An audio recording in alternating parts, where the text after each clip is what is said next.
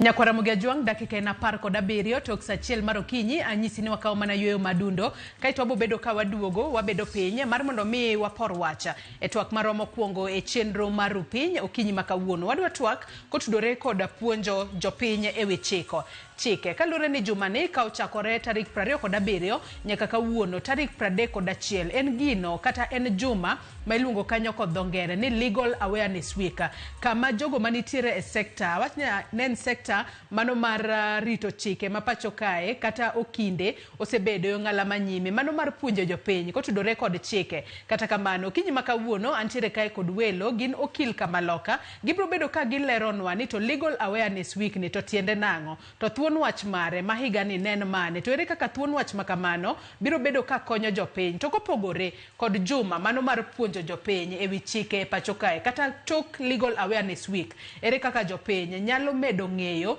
kotudore kod chike mopogore opogore ma wantiere godo e pacho kae. Nyakwara Mugiajuang in bende arwakni machiegni e twak mar okinyi ma kawuono.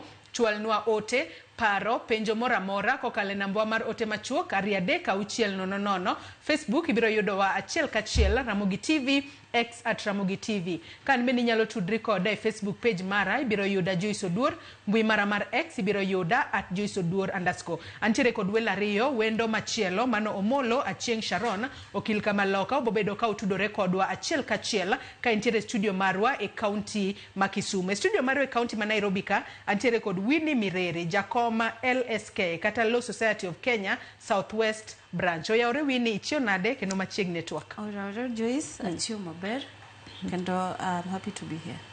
Angeni mae mari mokwongo makoro iriwori kodwa achiel kachiel e studio marwa ma Nairobi ka. Erokamano ahinya kuom chopo. Asante. Wang'eyo ni jumani kochakore chieng' tarik 27 nyaka kawuono chieng' tarik 31 en juma monyalo wacho kanyo kod dho ngere ni ne en Legal Awareness Week, kama okil Kamaloka ne nitiere ong'ala manyime mar puonjo jopiny kotudore kod wechego mago mag chike e pacho kae. Ng'ato nyalo bedo ni penjore ne to Legal Awareness Week ni tiende nang'o, to entiere kod ber mane kata importance mane ahinya to ne japiny. An kaachiel kod Nyakwara Mugiajuang ma seche moko neno wa kawuono to kia weche mopogore opogore motudore kod chike ma pacho kae. Legal Awareness Week en gima timore higa ka higa kendo okinde ma Kenya te watime e Kenya te e branches te mag Law Society of Kenya magin 8 to gimomiyo waluonge ni en Legal Awareness Week en ni wapuonjo jopiny mondo ging'e ratiro ma gin go kaka japiny. Ing'e ni ji mang'eny oluoro chik, lakini luoro chik ok ging'e ni gin gi ratiro ma samoro onyalo chope to ok osud mbele. Koro Legal Awareness Week okonyowa kaka jopiny mondo wa realize Article 48 of the Constitution ma en issue mar access to justice.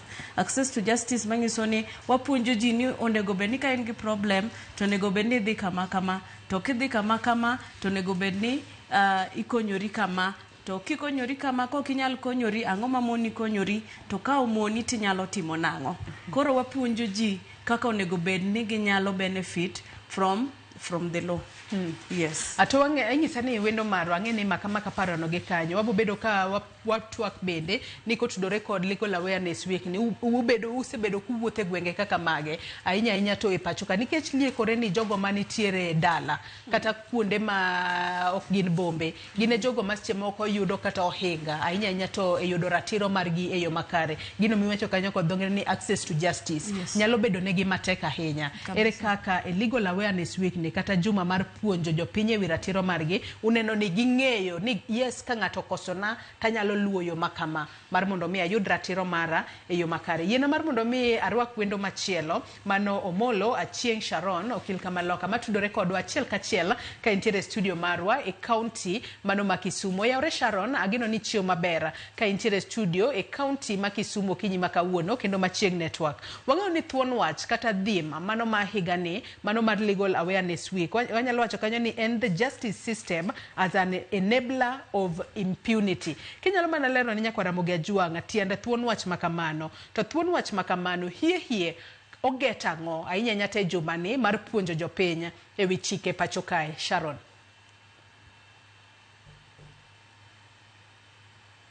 Oyawre Joyce, geno ni chiew maber.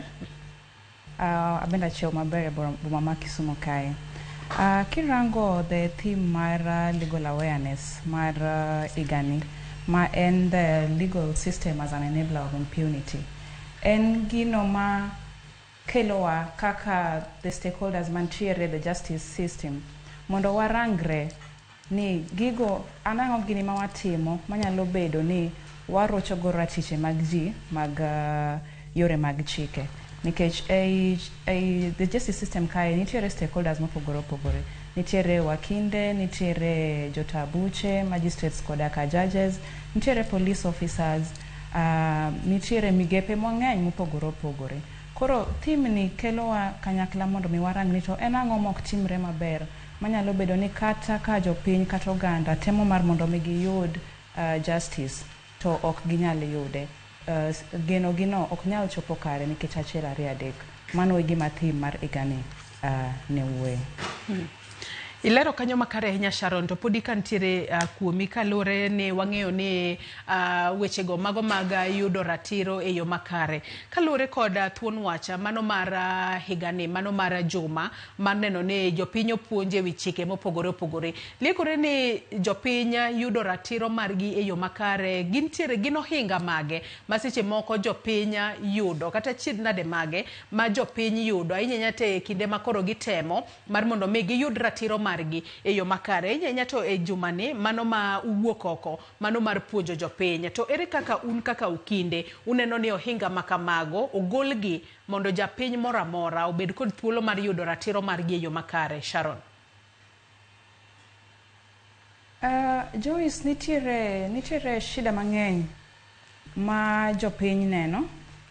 Kwa chako gi mokwongo ma yudo ka en very common mar delayed justice. Iyudo ka ng'ato dhi e court mar mondo mi oyud ratiche e gimno machando chunye, obed case moro amora, obed issue mar weche nyithindo, obed case mar lo. Chiyudo ka gini dwa dhi aming'a, odhi aming'a ma kendo yud kata ng'ama nodhi e court o give up. Owacho ni gini odhi aming'a, we kora wera kode nikech chal maka gini ok konya. Mano gimokwongo. Justice overstretch sana, odhi mang'eny kabisa. I expect kata ni nitiere kinde minyalo bedo ni gini nyalo rume, to odhi malach kabisa.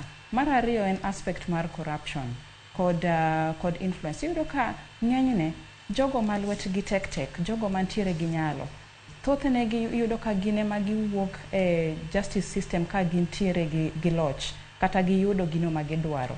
Nikech ng'ano ma lweche ni nono kinde moko nyalo bedo ni ok nyal chopo kare mondo mi odhi gi demands mantiere e the justice system kalure gi gima odwaro. Koro mano bende is an issue. Another thing mantiere en wantiere also gi lack of accountability. Iyudo kata ka let's go back to the issue ma cover the stakeholder mar police. Yano ka police gin a major stakeholder e yore mag chike. Nikech kwa doke weche goeko mag ketho chik miluongo ni criminal procedure, iyudo ka gine ma gitimo nonro, gine ma bende gi recommend kata obedo mara ni ng'ato onego bed ni ichwale doho mondo mi odhi through the legal process. Iyudo ka sometimes ok gitim nonro gi e yo makare. Seche moko gitimo nonro ma giyudo gino monego bed ni timo. Iyudo kata ka ng'ato nigi keth monego bed ni ichwale doho, to nitie kaka yudo ka samoro giling' gi gino. Koro yudo ka mano timre nikech onge oversighting, onge accountability. Koro yot mar mondo mi ng'ato otim ang'owa, otim gino mopogore gi kaka chik dwaro. To nitiere also issue mar koso ng'eyo. Nitiere sani dhano mang'eny ma ok ong'eyo kata ka ratiche irocho. Ok ong'eyo ni mano en gi ratiro, to ok ong'eyo ni rocho. Omiyo ok onyal ng'eyo ni mae kotimore onego akaw hatua makama kata makama mar mondo mi ayud kony. Koro koso ng'eyo bende nitiere, obende okelo shida maduong'. To nitiere also gik mang'eny ma migepe mopogore opogore mag chike osetemo timo mar mondo mi ogol shida mwaneno gieki. Mokwongo waneno ka on the issue mar delayed justice, waneno ka nitiere sani specialized courts mobiro matemo mar tieko cases mopogore opogore, especially moko matindo within a short period of time. wantiere kata gi the small claims court makirango to period mare mar timo case kod tieke en thuolo mar dweche 2. Koro mano osekonyo ewi wach mar duoko kinde ma kes yuare godo e court. Wantiere bende gi migepe mopogore opogore matemo mar mondo mi the accountability issue mondo mi orange maber. Wantiere gi the Ethics and Anti-Corruption Commission, wantiere kod IPOA, ma en the oversighting authority over the police. Wantiere bende gi gimoro ma yando biro post-COVID. Waneno ko biro after COVID, lakini gikone waneno ka en gima ber mokonyo, miluongo ni digitization of the legal process. Miyo sani gimoro amora matimore, obed case moro amora mobedo filed e court, nitiere system ma kidhi yude gino mobedo file nyaka samo kete, kata obedo ni en gima onego beni chule pesa, ko chule idhi neno kako chule, samo chule gi ng'amo chule. Yudo ka gino konyo mang'eny nikech back then ne wantiere gi issue mar kata files bedo tampered with. Koro sani gimoro aina nok nyal bedo nikech sani everything en digitized. Ok pogore gi ndalo machon mane files ne gintiere manual, ne ntiere physical files. Yudo ka yot mar mondo mi kata jatich mar doho odhi ogol gino mane osekete file manyalo rocho weche mag chike mbele. Sharon ilero kanyo kapok awe wachno inyalo mana tieko kapok wabiro irwini. Nitiere kendo erokamano. Nitiere kendo issue mar ADR. Iyudo ka ADR en alternative dispute resolution mechanisms. Ok gigo duto kata ok chandruok duto madhi gi yore chike monego beni chwale mbele doho. Nitie moko minyalo tiek oko mar doho. Tiyudo ka kinde duto thothne jomoko dhi e court ka ok ging'eyo ni nitie yore moko ma bende ginyalo luwo. To gima court osebedo ka timo kata the justice system osebedo ka timo en rango cases goeko minyalo losi kata ma ji nyalo wuoye oko mar doho.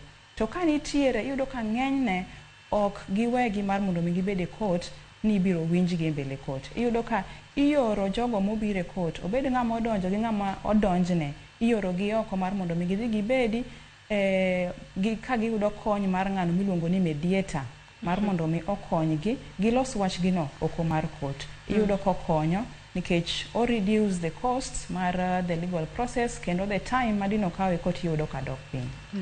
Ilero kanyo makare ahinya Sharon, kendo yiena mar mondo mi penjo mabende apenji no ema bende achwal ne Winnie Mireri, jakom LSK Southwest branch mantiere gode studio kae. Winnie, kopo gin wanyalo wacho ni gin ohinga mage kata mamono jopiny mar mondo mi kik gi many ratiro margi e yo makare, to ere kaka inyalo tieko ohinga makama? To pogore kod mano e jumani makoro okinde wuok oko mar puonjo jopiny kotudore kod wechego mag chik. Iwacho kanyo ni e opise duto mago mag LSK aboro mayudore gwenge mopogore opogore pacho kae, tich mano mar pro bono lawyers gi sani osebedo mane ahinya te jumani? Abro chako gi penjo mogik no. Jumani wa provide miluongo ni pro bono. Pro bono en timo ne ji tich nono, wuoyo kodgi nono. Ing'eni kidhi ofis wakili to nego beni chulo consultation fee, lakini sani okibwariti ni bi ofis. Wabeketo tent e court te. Waketo tent e court te kacha, wabedo kaka advocates to wariti mondi bi tipenjo penjo to walero ni nono ma ok chulo kata siling. Koro mane kaka pro bono konyo this week. Ohinga to nitiere, lakini ohinga maduong' moloyo en koso ng'eyo mar japiny. Koso ng'eyo kendo solution en mane kakipenjo. Solution en ni koro kaka waketo legal awareness. Wabiro, wariti e court, wanyisi ni onego be ni ka in gi problem tiluwo ka. Nikech ka ok ing'eyo, ang' nidhi many nang'o. Dong' mano inga maduong' sana. Number 2, cost of justice. Cost of justice ing'eni it is not cheap. Mano nengo mar yudo ratiro. Nengo mar yudo ratiro ok yot. Sani ng'eni watimo gik moko virtually. We file things virtually. Idwaro pesa midhi go e cyber. The first step kiyudo case onego beni dhi manyo wakili. Wakili, they are not cheap. kidhi chulo wakili nyaka ichul pesa mang'eny. Mondo inene okuong ichulo consultation. Mondo tini ichulo pesa. Filing kacha ichulo pesa. A lot of things. It is very expensive. Koro, what are the solutions? Anyalo goyo erokamano ne judiciary to gi Law Society of Kenya mang'eny nikech wasetimo yore ma wanyalo konyogo wananchi mondo kik ohinga gi geng'gi. Mokwongo, judiciary nigi pro bono system margi mokwongo. Kanitiere especially capital offenses, murder. Kubedi in gi makosa mar murder, to kidhi e court under Article 49 of the Constitution, ma right to fair hearing, ikuongi mi wakili at the state's expense. Mangiso ni judiciary at the end of the day chulo wa pesa ki represent an accused person. Number 2, LSK benigi pro bono system gi mawatimoga during the legal service week, like the legal awareness week, like this one. Koro pro bono nitie diriyo. Kaka sani Kilgoris kumae kuchocho. Ni neno case mar nyathi mano bedo defied kadhi timo monegi kadhi timo KPSEA exam. And as the advocates of Kilgoris, we have decided that we are going to represent the family at pro bono level. You see, Matende ni en nono. Ma en nono. Wabro chung ne familia mondo nyathicha oyud ratiro kod familia mare. Koro mano pro bono on part of the lawyers. Judiciary okelo nwa mediation. Mediation, Chief Justice also launched mediation in different parts of the country. Mediation, with the court, who file case, unyalo dok dala winjoru. Samudi winjoru dala, ungen wakat on several expenses. Ubiro ukelo court, manu tieko chon. Uwinjoru, onge amadhi chulo wadgi garama nikech it is a win-win situation. Aya, nitie alternative justice system. AJS was launched by the judiciary in different parts of the country. Manobe, it is cheap. They have also embraced private mediation. Private mediation timore nade. Inge shida gi jirandi, inge shida gi ng'ato ma utimo go ahala, udhi ubet kachacha uwinjoru, kusebet uwinjoru, to ubire kot to register gicha. Ingeni pesa ukudhi tiyo go mang'eny. So those are some of the ways mwatemo go mondo kik wa lorne ji oko jomo biro seek justice. Ka ng'ato biro modho, iyaone yo obiro modhe soko. Okiket na wenga. Doge kamane kaka watimo. Ang'eyo ni isebede ground ahinya to yes. Mano mar neno ni jopiny oyudo ratiro mar geyo makare. Yes. To kwa ng'eyo adiera bende jopiny nitiere kod ng'eyo kotudore kod legal awareness week ma usebedo godo chakre wuok tich nyaka kawuono e odiochieng' mogika. Yes. King'iye kata kumiwuoke Kilgoris kono, yes. Southwest branch. Yes. Bende jopiny no wuok oko mar mondo mi gibi gipenjwa ne penjo makoni kod kocha kosen juma ma okinde wuok oko kendo golore maginyalo chung'ne jopiny e yo makare to jopiny ok ong'eyo kotudore kod gin. Bende jopiny ong'eyo adiera? Abiro wacho ni watemo mondo wachop ne jopiny. To ibiro yudo ni as much as no chopo ne ji, ok onyal chopo ne ji te. Especially maybe those who are from the interior, joma marginalized. Nikech samoro ng'ato nitie kuma kata social network onge. Social media onge TV. Nikech most of the time ibro yudo ka we communicate through the electronic channels. Koro that is still a challenge ma we can try and look into that mondo we maximize jok mwachopone. However, we do as much as possible. I do recommend LSK gitimoga tijno nikech we really try to enlighten people ni wan gigi makame biuru. Otherwise, pokuwa chope kiwango monego bedni wadwaro, it is still a challenge. Yes. Matene ni podu medo mar mondo mi uneka kunyalo chopo ne jopiny duto. Exactly. Iga watemo ni this time watima ngo different mondo ji obi in large numbers. Igani usetima ngo mopogore? Igani I would say Sani a lot of the youth embrace social media. So that is where at least we get our audience. Even in the villages, some village people in the village, nitindo near TikTok, nitindo near Facebook. At least kidi on YouTube, you can get something there. LSK is on X, they're everywhere. Koro watemo as much as possible. Nikechangeni internet at least tinde ni kuond mang'eny but pok ochopo koko onego bed ni wadwaro. Yes. Ai we wadoga ne ir Sharon ang'eni en bendo luwo twak achiel kachiel ka entiere studio maro e kaunti ma Kisumu kana Sharon in korka kori kalore ne jumani en mano ma usebedo kuwuok oko kendo timo tich makare ahinya maneno ni upuonjo jopiny mondo jopiny ong'e kotudore kod wechego mago mag chike e yo makare. Iwinjo kanyo ka mireri otemo lieke matina kata kamano ne jogo ma ochando kaachiel kod jogo ma wuok e anyuola ma wanyalo wacho ni gin anyuola moko ma kinde mathoth iwacho ni gin jomatin kata jomiluongo kanyo kod dho ngere ni marginalized. Ere kaka e kinde ni ma usewuok oko mar puonjo jopiny ewi chike uneno ni gin bende wachni ochopo negi e yo makare ahinya jogo ma ochando ma seche moko ichocho ratiro margi to gionge kata omenda gionge kata yo kata gionge kata kod ng'eyo ni ng'ato kochocho ratiro mara tanyalo dhi manyo loya kendo wach makama inyalo chop e doho ba ratiro mara chop e yo makare. Sharon. Erokamano Joyce, mana kaka okil wadwa osewacho, migao kata LSK temo matek mar mondo mi gine ni kinde ka kinde kapok process mar legal aid kata legal awareness ni ochakore, jopiny ong'eyo ni gima kama dhi biro timore e kinde makama, chakre odiochieng' makama nyaka kama. Obed wuok tich wabiro bedo kama kama, tich ariyo ji biro bedo kama kama, mondo mi jopiny ong'e mar mondo mi giwuog oko. Itiyo kod electronic devices, obed radio, obed TV, obed gazette, itiyo go mar mondo mi ripodni ochop ne jopiny te. Iyudo ka kendo en gima iwacho kata mana e baraza, e kuonde ma koro gin chuny gweng' kabisa kabisa. Ilande pile ka pile mar mondo mi dhano ng'e kendo dhano mondo wuog oko mondo giyud konyruok e yore mopogore opogore. To mana kaka wadwa osewacho en ni shida maduong' mogik en ni jomoko kata bed mana ni LSK temo matek mar mondo mi giyud ripodni kapok gini ochako timore. To jomoko wuok e kuonde go ma chopo negi kata yudo gi mar mondo mi ripodni giyudi giwuog oko mondo gibiyo konygi ok yot. Gin kuonde makata obed network onge, obed simu en onge godo. Iboyudo ka ng'ato nitiere gi kata simu moro mathis ma wadendo ni kaduda cha. Ing'eni en simu ma ka in godo to mar mondo mi kata gima timore kata gima biro timore ok yot. Koro mane shida mantiere mogik. Mar ariyo nitiere kendo the aspect of attitude. Anyalo luongo gini the societal attitudes towards the legal system. Yudo ka ng'ato oyudo report ong'eyo ni gini biro timore. Lakini en gi paro more wiye ni kata wuog mana machop kucho mar mondo mi ayud kony ok bi konya, sheria nigi weggi.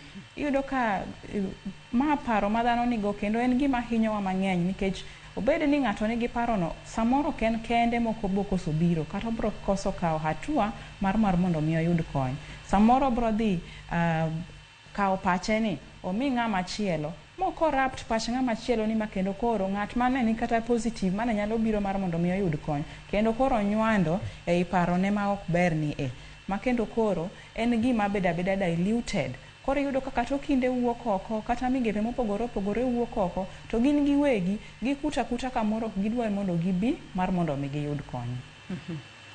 Iwacho kanyo makare ahinya Sharon kendo yiena mar mondo mi amiwi ni mirere thuolo nikech nitiere achiel kuom gino mane Sharon owacho ni moko kuom gigo maseche moko nyalo miyo jopiny bedo kata kod to e chunygi en kotudore kod buche mathoth seche moko bedo e doho kacha kuom kinde malach. Gino miluongo kanyo kod dho ngere ni backlog donge. Yes. Ma seche moko bedo mathoth ahinya wacho ni seche moko ng'ato nochwalo kata bura wati kod ranyisi higa mokalo tudo ni bura makamano yuare ahinya e doho ka bura makamano pok orumo. Nyaka sani koro wanyalo wacho ni e kinde ma koro un bende untiere juma mano mar puonjo jopiny e wechego mago mag chike makare. Wanyalo wacho ni gin ondamo mage ma seche moko doho kata ukinde osetemo goyo mar mondo mi wechego mago mag buche mabudhe doho mamiyo seche moko japiny chunye thoni ang'o momiyo adhi e doho to bura bro budho kuom thuolo malach dong koro aweya gi gino mamono gi yudo ratiro ma owinjo bed ni giyudo. Wachno mar backlog to inyalo tieke yo machalo nade mar mondo mi ka bura ochwal e doho katiyo kod ranyisi mano mar nyathi mano choch ratiro mar Kilgoris odhi mapiyo piyo ok bed ni bura koro budho makata jonyuol koro chuny gi thoni yawa we koro wawe lwet nono. Adwa goyo erokamano ne judiciary. Doho osetimo gik mang'eny mondo gikony mondo cases odhi mbele Mokuongo, mana wacho chien kae, gi introduce alternative justice system. Mawacho niya, ok ochuno ni nyaka wadhi wayal kes ma watieki. To bing'eni gima winjo be ni wachwalo ler bende nitiere buche kaka mage inyalo tie kod alternative justice system. Exactly. To nitiere buche mage ma nyaka dhi edo kacha. Nikech katiyo kod ranyisi, katiyo kod buche kata mago mag bembo mayudore ga e kor gwenge. Adiera nitiere nyathi ma ochoch ratiro mare. Tiyudo ni nyathini nochoch ratiro mare kod watne. Jonyuol wacho ni thuolo donje ko. Gini ok wanyal tere doho, we watieke mana kaka nyuola. Koro ber ka wayango ne jopiny bende, gin buche mage minyalo tiek through alternative justice system, to gin mage ma ochuna ni nyaka tere doho kacha ba ng'ato ng'adne kum kaluwore kod chike ma pacho ka. Yes, Joyce. Nitie capital offenses. Onge kaka inyalo dhi golo capital offenses. Ok unyal dhi winjoru dala. Capital offenses gin kaka mage. Rape, murder, robbery with violence. Mago cases mok unyal dhi winjoru dala. To especially another thing, cases mag nyithindo. Nyathi onge gi capacity, onge legal capacity mondo dhi winjre dala. Koro en gin cases gi nyaka winje court, nyaka dhi manyaka rum. Koro cases minyalo yal oko gin mopogore gi mago. Otherwise, civil cases, all of them tinyalo dhi ma winjru dala nikech mano an gi in. Ok wachwanyo sirikal. Walaro kiew kodi. Ere kaka gimamono wa nikech at the end of the day wan jirende. Wabed mondo wawinjre, mondo watimango, mondo watie kes wadog dala kwa mor, mondo wadag milele. Lakini ng'amo dhi obambo nyathi, mano ok wanyal bedo nikech nyathi kwanza onge legal capacity. Capital offenses ok wanyal dhi winjore dala. Koro gimokuongo ma doho timo mondo reduce backlog, number 1, gikelo no alternative justice system. There are so many. Nitie wazes matinde ni each and every county ma deal with alternative. Giyalo at least giyalo cases. Gibedo to giwinjore gi ji, gikonyo ji winjruok mondo gikel result e court. Number 2, court annexed mediation. One mediators, so many mediators. I am one of them.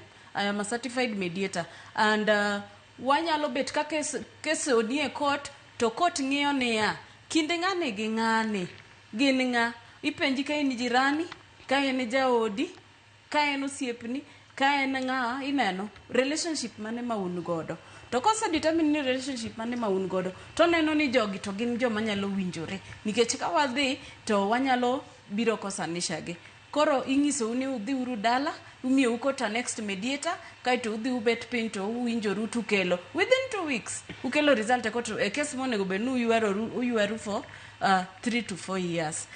Number 2, cases ma, for example, ineno kaka iwacho to do with children. The children are very, they are important and vulnerable people in the society. Ok inyal expect case mar nyathi mondo yuare koti gini mang'eny. Onego beni wa treat gi with, onego beni wa keto cases gi mbele. Nitiere judiciary beniga gi service week gi. Iluongo ni service week. Ibro yudo ka nitiere margi mostly en ga, I think it was in 1 or 2 months back, waluonge ni Children's Service Week. Children's Service Week, judiciary keto cases te, igolo cases te mag nyithindo. Children in conflict with the law, alafu gi cases mag nyithindo mag maintenance gi. Ikelo gi e court gi te wigno te, cases te bedo set aside. Cases mag nyithindo te emiwinjo. Koro ka ingi Monday, Tuesday, Wednesday, the whole course list. And children cases. At the end of the day, wigno, you will finish your case. Mano reduce backlog. Ibro ido kanitie ELC service week. Every other time, giketo service week, gitengo 1 week to do such kind of cases. So at the end of the day, that reduces backlog. Yes. So the judiciary has really tried when they do that. The service week and mediation and AJS. I commend them for that. Yes. Wangeni by the mago gin moko kuom gigo mosebedo katimore kendo wan kaka jofwambo wasebedo kwaluoge mar mondo mi wane kaka gitemo mar mondo mi giduoka ni chien mago buche mathoth madeko e doho kacha manyalo miyo jopiny chunygi to. Ng'isa ni wadong mana gi dakika matin kende to watieko twak marwa okinyi makawuono. Kata kamano kapok watieko twak mar okinyi makawuono, Sharon ka intiere studio marwa e county ma Kisumu, yeno mar mondo mi apenji penjo nikech anno ka japiny moro penjo kae owacho ni yes wantiere week kata juma mano mar puonjo jopiny e wechike kata legal awareness week to ere kaka Okinde nyalo temo ni kopogore kod legal awareness week ni bende ok gibedo mago ma nengo gi ni malo ahinya mondo jopiny kik bed moluor mar manyo lawyer kinde ka kinde ka gintiere kod shida kata ka gintiere kod case. Sharon.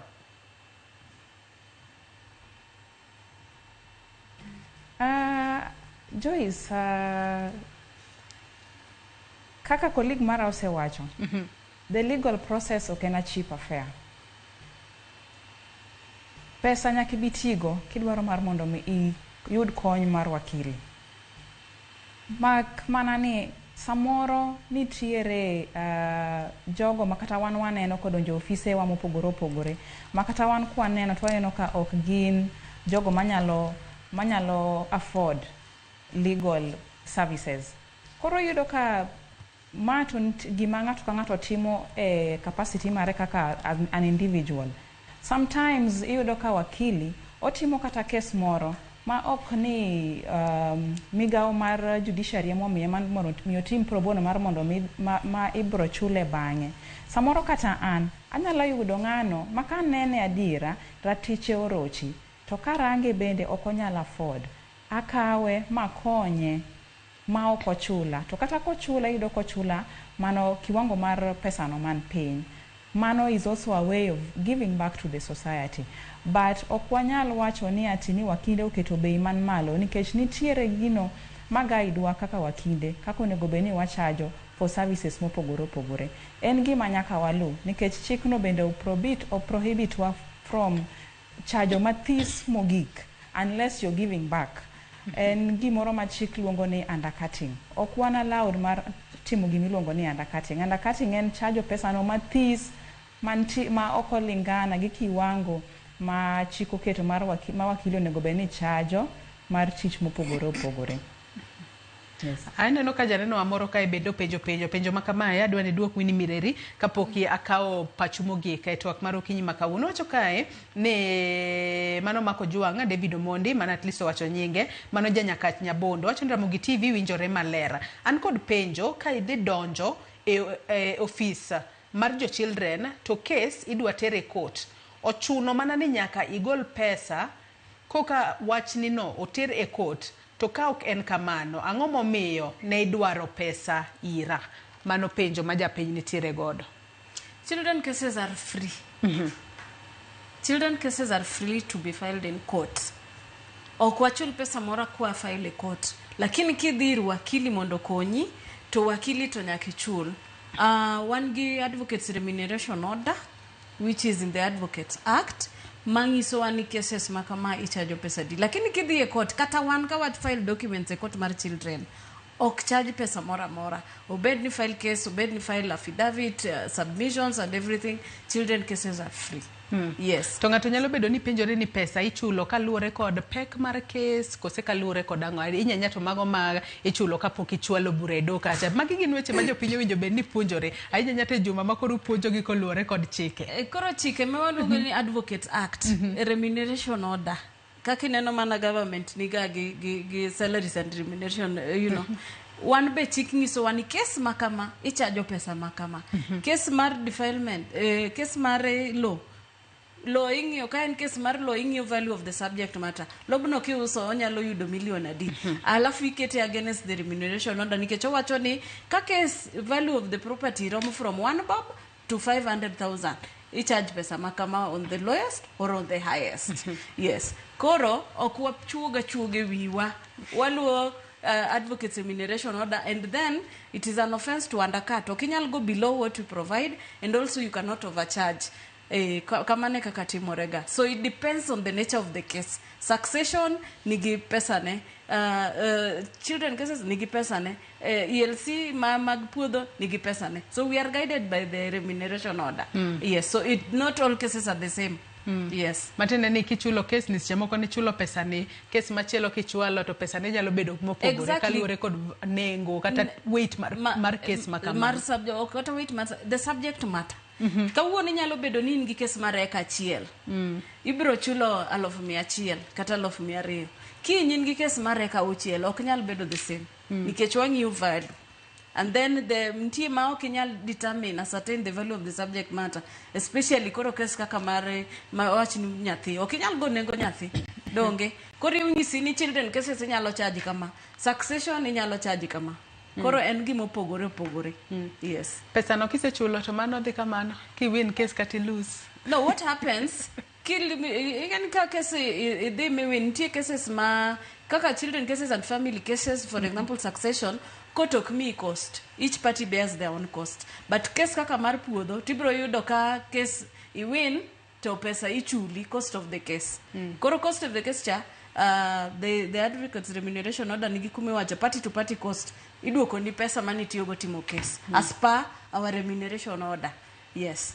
Adwa nasom ote mogik mano mar Fred Osuru kaito akaw pacho mogik ka watieko twak mar okinyi makawuono. Frederick Osuru ngisa ka ino yaore Joyce mosna okinde e studio. Penjo na ang'o ma omiyo thoth mag case ka okinde mathoth sana e doho moloyo to case mar accident. Penjo mar ariyo, ang'o ma omiyo thoth okinde ok chul jal ma ochung'ne e doho bang' case ka oserumo. An Fred Osuru, an Dandora Phase 2. Sharon ageno ni winjo penjo makamano kachiel kod wachni mogik ka watieko.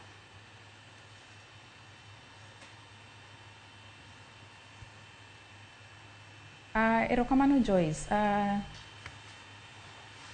Nitiere weche mopogore, gik mopogore matimore e doho. Manyalo miyo case kaw kinde mathoth malach ma opogore kaka ng'ato ne paro ni onyalo kawo. Mokwongo, wantiere gi stakeholders mopogore e weche mag doho. Wantiere gi jata bura ma waluongo ni magistrate kata judge. Wantiere gi wakili mochung'ni kata onyalo chung'ne ng'ama odonjne kata jalo modonjo. Wantiere gi ng'ano mabendo biro e court, ng'ama odonjo, plaintiff kata defendant, applicant kata respondent, jogo the parties mantiere case kanyo. Nitiere bende jotij sirikal makonyore gi jotabuche e court. Koro omiyo seche moko nitiere factors mang'eny ma affect ma affect the time ma case nyalo kawo e doho. Ok ochuno ni ka case obudhe doho to koro en problem mar ng'at achiel. Ibo dhi e court ibo winjo ka kinde moko ikoni ni case ok dhi mbele nikech wakili ok obiro. Seche moko case ok dhi mbele nikech jata bura ne tuo. Seche moko case ok dhi mbele nikech masaidi monego bed ni chung'e case no ok timre nade, ok obire court, oonge, oyudo liel. Nitie gik mopogore manyalo mono ng'ato chope court. Koro ok en gino mawuok kuom ng'at achiel, but iyudo ka thothne jok marocho weche mag doho mamiyo cases budhe court gin parties, gin giwegi. Jogo mobiro mar mondo mi ochung'negi e court, jok modhi e court gin giwegi, gin ema ok gitim ang'owa, ok giwuog oko mar mondo mi case gi owinj kendo otiek mapiyo. Ibiro yudo ka ng'ato biro e court chieng' ma onego bed ni ng'ato biro mar mondo mi timne case, chieng' ma onego bed ni iwinje e court, chieng' no kor ko onge. Samoro ikone kata ni case wani ibiro winj virtual. Mar mondo mi obi kata ofisi kata mar mondo mi obi e court, mar mondo mi utim gini e yo makare, nikech ing'eyo ni weche mag internet to chendo kuonde mopogore. Chieng' no kore ok obi. Yudo ka samoro owacho ni en obro login kama entiere. Kuma entiere no ologin en e cool. Dhok gombe en bende entie kanyo dwaro ni man mondo mi koto time nade owinje. Yudo ka kata jata bura iye wang' ma wach ni kauru tarik machielo. Koro nitiere gik mopogore manyalo affect the period matimre nade ma case kawe e court. To kaduoge weche mag accident, ok wanyalo wacho ni ati ni wakinde ok chul victims, I suppose, mag accident. Nikech pile ka pile wakinde gin mana agents, gin mana jok makonyi mar mondo mi yud ratichi, kata obed mana ni en case mar accident, en case mar employment, cases opogore. But wan kaka agents ka yudo ka sama wakili ochung'nie case ni, yudo ka chudo manyalo wuok koa kuom your employer, suppose ni ne en employment case, kata chudo manyalo wuok koa kuom the insurance mar jalo mani donjone, nyaka bi iri as the agent mar ng'ano manodonje court. To koro it is upon you mar mondo mi ibed gi wakili ma is trustworthy. Ok wakili manyalo biro miyi problem kochopo seche mag chudo, nikech weche mag pesa to ang'eya kaka timore pile ka pile. Pesa non thogo kata Yesu. To kata ka en ng'ato ma bende ni expect ni udhi tiyo godo maber, yudo ka gikone ok otimre nade, ok odwar mar mondo mi ochuli e yo makare. Nitiere avenue minyalo kawo, minyalo donjone, inyalo ripote kata ofisno mar LSK mar mondo mi LSK okawne hatua monego bed ni kawne kaka ng'ano mo receive funds to ok remit ne in iwuon kaka ng'ano mane en victim. Lakini Joyce ok wanyal weyo mak wawacho wach mar ni seche moko jok mwatiyo negi mwaluongo ni clients bende yudo ka samoro gin over hyper. Mano gima nyaka wa recognize. Samoro case kitere court, kata ni samoro case kitere court nitiere kinde gi processes manyaka ilu machieng' moro winj case no, machieng' moro doho chiw judgment, kendo machieng' moro pesa ni wuogi kata en mana case mar accident. Gigi kawo muda, gigi ok timre overnight. Ibo yudo ka kisebire court, inikelo teseni, nitie ng'ama idonjone, ma bende nyaka mi thuolo mar mondo mi ebo tim ang'owa, ebo kelo teseni, nikech court ok winj ng'at achiel, court winjo ji te. Mondo mi gigi timre, ma watim mention, wahakikisha ni ng'ato ka ng'ato tesene ni e mbele doho, ma wayud tarik mar winjwa, ma watim gimiluongo ni submissions, ma doho mi waduoko. En gima kawo time, nikech kata wana kiseyudo judgment, nitiere gima the law recognizes miluongo ni stay of execution. Ino kata ka en pesa manonego bed ni chuli, kata as a victim of an accident, awacho mano mang'eny nikech mane gima nopenjo. Nitiere gimiluongo ni 30 days stay. Thuolo ni en gima nyaka mi ng'ano midonjone, nikech owuonde ni koto mi kata wacho kata no negi yud gimoro kaka 2 million. 2 million ok en siling 20 ma ng'ato donjo ufuke kawuono to golo.